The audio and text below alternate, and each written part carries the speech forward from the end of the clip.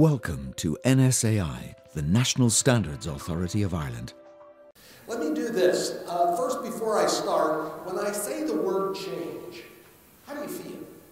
I mean, there are only three possibilities, right? Things could get better, things could stay the same, or things could get worse. Now, if you believe in casinos and gambling, the odds are in your favor because 66% is pretty good. I'd bet on that. So why are we so concerned about change? And change is coming. You heard it from Nigel. It will be here. Like it or not, you and I will be affected by this change. How big it is, that will determine your organization's ability, where you are in the maturity curve around that. But why are we so worried? Well, we are. Everybody's worried. Because that change says, I've got to do something. I have got to do something in my organization. You're going to face that. It's not daunting, but if you don't take steps, you will have a problem. So, my point and my agenda is the following. I've got a few points. First off, you've heard it from Nigel. The whole issue is the best possible standard. The best. Not just for me, not for the certification, but for you, and more importantly, your customer. Because that's where it all happens. When I came to my business, I said, there are three things that matter, friends. It's like real estate. In real estate, it's location, location, location. In business, it's three things as well. Customer, customer, customer. If you lose sight of that, you'll lose your business. If you lose sight of that with this standard, you will lose your way. Please don't do that. But I want to talk about that. I want to talk about its intended purpose, the standard. Now, obviously, Nigel's much smarter than me and been around a much longer time, and he's very eloquent about the subject, and he did a wonderful job. I'm going to reinforce some points, and I'll tell you, I want to talk about the scope, I want to talk about process approach. It will apply to you. It will be something you're going to need to consider. I also want to talk about a thing called a tapestry. Every one of us, every single one of us is a part of that tapestry. You pull a thread out, it weakens the process. No one can do it himself or herself. Absolutely impossible. This is a team game. Tapestries are only strong because threads are woven properly and in the right place to make it happen. So I'll talk a little bit about that, and my cause, my call to arms, is something the IAF, the International Accreditation Forum, wrote, promulgated in 2009. Unfortunately, it's like taking a towel and putting it in some water. It wicks slowly. Because results matter when it comes to this. And then I want to talk a little bit about the IAF rules, if you will, of the road for transition. So let me continue. But let me just give you a little overview, because Knappenberger, my name is a long one, and I came into a company that was called ANSI, ASQ, National Accreditation Board. And that's because we have two owners, the American Society for Quality and the American National Standards Institute. We're very proud of them. They own us. Unlike most accreditation bodies you're probably used to, which have government ties, we don't have those. So we're like Americans, we're a little maverick, you know, the T's in the bay, on the harbor, but the fact of the matter is we are a little unique, no question about that. We have three brands, A&AB, which is the management system side. We have A-Class, which is the laboratory proficiency testing and inspection body, and then we have a forensic group called QS. That's soon pulled together to be one. We're going to get rid of those three because it's too confusing, and we're going to A&AB very shortly. That's the business of A. The tough part is to get people's heads around this tapestry and that we don't stand alone as an accrediting body. We're tied very clearly to a lot of things. I could have put a slide above this or a place above this called ISO and CASCO, but I chose not to. I'm going to keep this as simple as I can. So for me as an accreditor, an accrediting body, IF sets the rules of the road for how we operate. However, the international standards are there because ISO 17011 are the rules of our road. We are governed the same way everybody else is by a set of standards. We don't escape it, we are part of it. Remember the tapestry. Likewise, if you talk about people who do certification for persons, they're accredited as well. Our parent, ANSI, accredits those organizations, and they do that to 17024. We credit certification bodies. There's another standard for it, 17021. Auditors, we use auditors, we call them assessors, but we use them. So do certification bodies, and we accredit certification bodies who, in turn, certify companies. And so this is the game, but look at the base. Look at what's important. It's called stakeholders. That's at the bottom, but that's the most important foundational piece of the whole system. Now, you might ask, why are we involved with writing these standards? What does an AB do involved with those standards? Why? And what do we want out of it? What does an AB want out of it? Well, we want three things. We want that standard to be sound, meaning it is looked at in the marketplace as a good tool, good method, good place as base document. Now, if I take a look at this, please hear this analogy. So first, any ISO standard is common in that, like an artist, you have your easel with your blank piece of paper.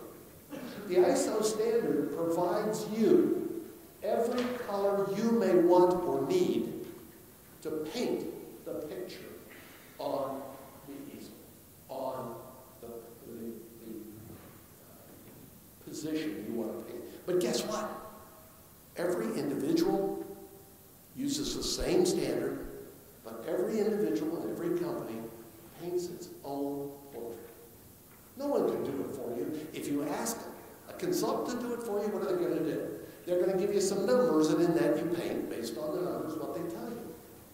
Well, that's one way to do it, but it doesn't look quite as good as if you are the artist who has in your mind how your business runs and what makes it work for you.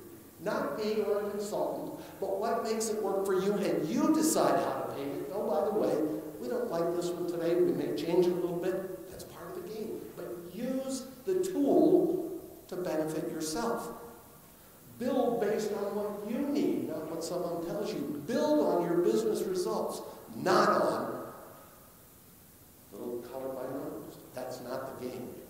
So, and then most importantly, in the end game, it's got to be valuable to business. If it isn't, why use it? Why use it? I would say to you, this is a list you can read, I'm not going to read for you, of the whole issue of what was the revision intent. Some of those you've already heard from Nigel, so I won't go through all them, but you can see the key here. But take a look at the last item. In my mind, that's a driver. Remember I said three things are important? Customer, customer, customer. All those other things are wonderful, but if you don't satisfy the customer, you don't have a business. Now, if you take a look at what was considered, there are a whole host of things. This is just a small list of what was in it. But things are changing, folks. In 10 years, if I ask you to buy a 10-year-old car, would you do it? No, you wouldn't do it. You want newer technology. If you can afford it, you want the new technology. You want stuff that you can use today, tomorrow, hopefully 10 years out. But the fact of the matter is, you need and want to have change, believe me. And if I go, what were the main objectives of this? The number one issue was not compliance or a certificate on the wall. The number one issue was meet the desired business results. And in my mind, that's focused on the customer.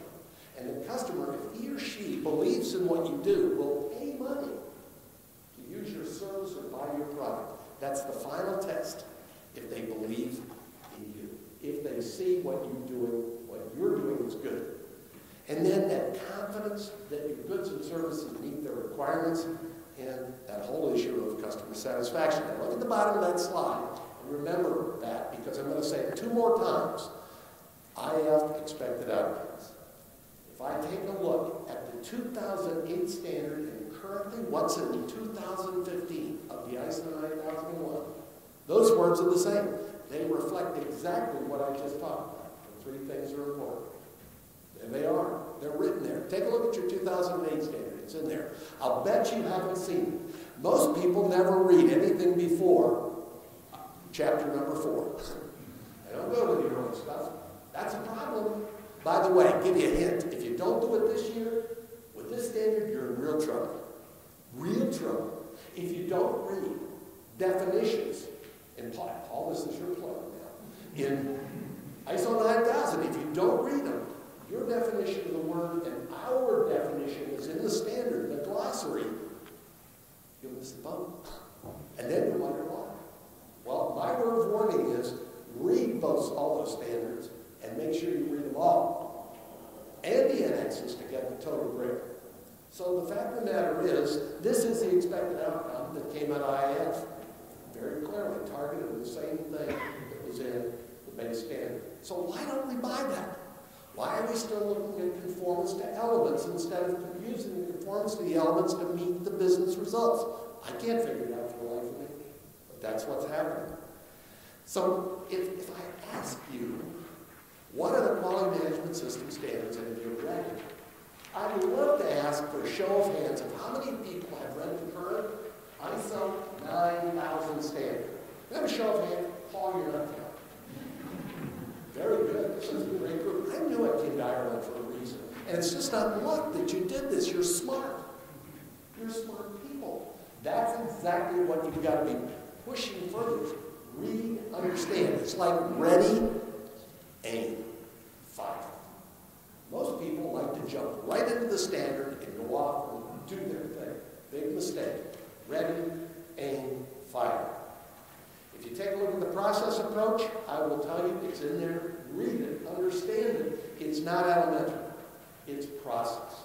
If you take a look at us as a tapestry, all of us, the better you are, the better we are, the better the certification body is, the better industry is, the happier customers are. I would say to you, we have a very serious focus at A&AB. We are very seriously focused on number 1, credibility. Number 2, the value of our mark. And number 3, we want our mark and every other mark to be part of the MLA and IAF, multilateral agreement, which means if you're certified once with a mark, you're accepted everywhere. That's got to be the goal. You can't continue to do a lot of the things we've been doing because of issues around what we need multiples. That's a mistake, and that's what IAF is targeting to do. Now, if you take a look at the outcomes matter issue, I will tell you, we have been working since 2009 to make that message go out. And what is the outcome that we're looking for? Right there. And where did that come from? Right out of the standard. And do we believe it? Amen. Do you believe it? Hopefully. That's where we need your help to be part of that tapestry. Finally, the transition plans IAF has in play. These are things that I'm reporting to you. You heard Nigel say a few of them, but I would say to you, these are the elements. They have already agreed that once the FDIS, that is a final international or draft international standards, we can start using that officially. So what you've got right now in a DIS is half-baked bread. It's not done yet. You want to eat it? It's no, go ahead, have it. But it's not final. If you do it at your own risk, because things can change. And trust me, today I'm on Linda's team. She's my leader. And believe me, she's put us through the ringer on over 200 issues that we've had to go through and make decisions. Do we keep them? Do we change them? So rest assured there will be changes. So be careful eating that half-baked bread. And the other issue is that we are looking to publish documentation at IAF that will help other ABs so that we're all in the same playing field. So we are part of a tapestry.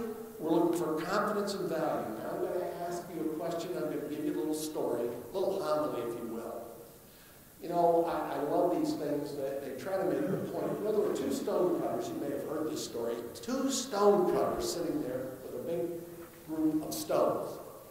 And somebody walked up to the first stone cutter and said, "What are you doing?" And the first one said, "Well, you see these big stones?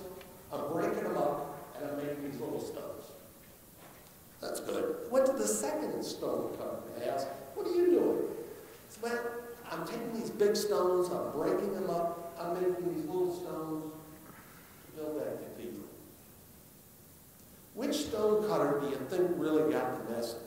My question Are you simply cracking stones because someone told you that's what you do? Or do you have a vision about like making something valuable for your company? Not just getting a certificate, but making something valuable so your customer and your business prosper. If you aren't, think again, please. I know where my heart is. I know what I'm breaking stones for. And quite frankly, I hope the cathedral is a wonderful